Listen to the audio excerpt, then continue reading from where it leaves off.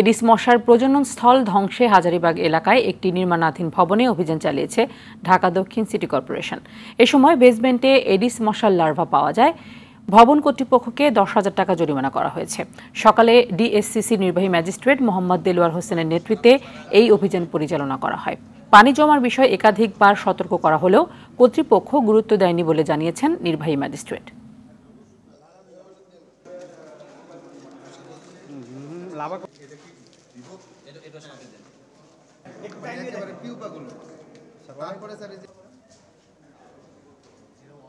প্রচুর লার্ভা পেয়েছি, সেখানে জীবন্ত লার্ভা এবং সেখানে পূর্ণবয়স্ক মশাও আছে। সতর্ক থাকার জন্য আমরা 10,000 টাকা অর্থদণ্ড করেছি একটা স্পটে, আর অন্যান্য স্পটগুলোতে গিয়েছি, কিন্তু সেখানে তারা সতর্ক হয়ে আগেই ব্লিচিং দিয়ে তাদের স্পটগুলো বিনষ্ট করে দিয়েছে।